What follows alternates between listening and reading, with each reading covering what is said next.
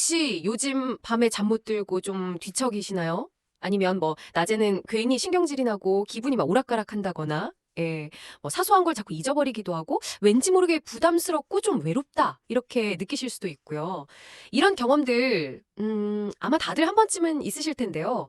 이게 어쩌면 그 만성 스트레스 그것 때문일 수 있습니다. 오늘 저희가 좀 자세히 보려는 자료가요. 바로 이 스트레스가 우리 뇌에 어떤 영향을 미치는지 이걸 다룬 테드 에드 영상 기록이에요. 네, 맞아요. 사실 스트레스 그 자체가 뭐 항상 나쁜 건 아니죠. 예를 들어서 중요한 경기나 발표처럼 이런 단기적인 스트레스는 오히려 에너지를 주고 또 집중력도 높여주잖아요. 아, 그렇죠. 그럴 때 바짝 긴장하게 되는 거. 네. 근데 이제 문제는 이게 계속되는 거. 만성 스트레스. 뭐 과로나 아니면 가정불화처럼 매일매일 반복되는 그런 스트레스 말입니다. 네. 이 자료 보니까요. 그럼 만성 스트레스가 뇌의 크기, 구조, 기능, 심지어는 그 유전자 수준까지도 바꿀 수 있다. 이렇게 나오더라고요. 네, 맞습니다. 이게 듣기만 해도 좀 무서운데 정확히 어떻게 우리 뇌 안에서 이게 작동하는 건지 한번 따라가 보죠. 우리 몸에는요, 스트레스 반응을 조절하는 시스템이 있어요. 시상하부, 뇌하수체, 부신축, 줄여서 HPA축이라고 부르는데요. HP의 축이요? 네, 뇌가 어떤 스트레스 상황을 딱 감지하면 이 축이 활성화돼서 코르티솔이라는 호르몬을 분비해요. 이게 이제 몸에 즉각적인 반응을 딱 일으키는 거죠. 아, 그래서 긴장하면 막 심장이 빨리 뛰고 정신이 확 드는 거군요. 몸이 비상사태다 이렇게 외치는 거네요. 그렇죠. 일종의 비상신호죠. 근데 이 코티솔 수치가 계속 오랫동안 높게 유지되는 게 문제라는 거죠. 그렇습니다. 그게 핵심이에요. 코티솔 수치가 만성적으로 높게 유지되면 뇌가 이제 서서히 손상을 받기 시작해요. 예를 들면 그 뇌 공포센터라고 할 수 있는 편도체 있잖아요. 네네, 편도체. 거기 신경망 연결이 더 많아지고 더 활성화되는 경향을 보여요. 쉽게 말하면 더 예민해지는 거죠.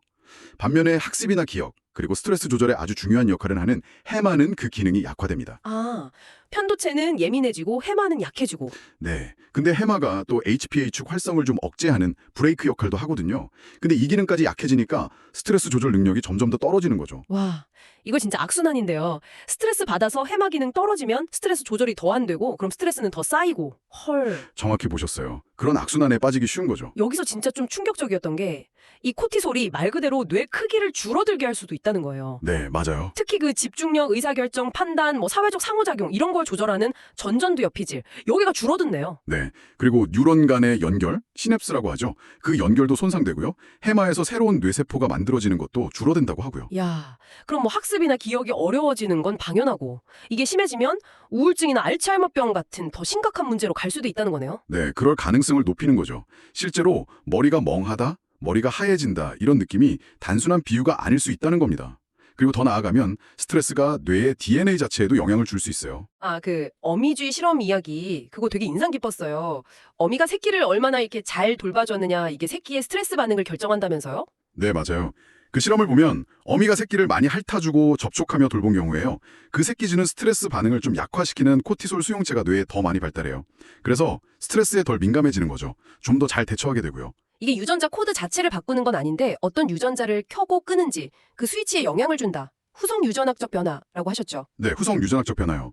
와, 근데 진짜 놀라운 건 이게 다음 세대까지 유전될 수도 있다면서요? 네, 그런 결과가 나왔어요. 물론 주의 실험이긴 하지만요. 이게 뭘 의미하냐면 우리가 겪는 어떤 환경이나 경험이 단순히 우리 세대에서 끝나는 게 아닐 수도 있다는 거죠. 다음 세대에 영향을 줄 수도 있다. 와, 이거 들으면 진짜 좀 스트레스 앞에서 그냥 속수무책인가? 약간 무력하게 느껴질 수도 있을 것 같아요. 그렇죠. 그렇게 생각하실 수 있죠. 근데 다행히 여기선 그렇지만은 않다. 방법이 있다. 이렇게 또 이야기하더라고요. 네, 맞습니다. 이 코티솔 때문에 생긴 뇌 손상 같은 부정적인 변화들을 되돌릴 방법들이 있어요. 가장 강력한 도구로 제시되는 게 바로 운동, 그리고 명상입니다. 운동이랑 명상이요. 좋다는 건 진짜 귀에 딱지가 않게 들었는데 솔직히 너무 지치고 힘들면 운동해야 되는데 명상해야 되는데 이 생각 자체가 또 스트레스가 되기도 하잖아요. 아, 물론이죠. 그럴 수 있습니다. 너무 부담 가질 필요는 없고요.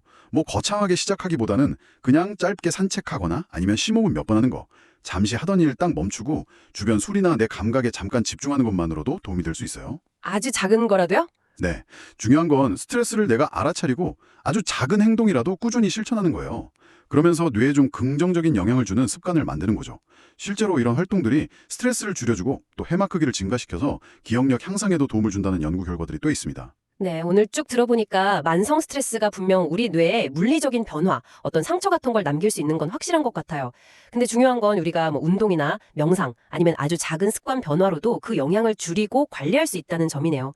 스트레스에 그냥 지배당하기 전에 먼저 스트레스를 좀 다스리는 힘을 기르는 게 중요하겠다 이런 생각이 듭니다. 여기서 한 가지 더 생각해 볼 점이 있어요.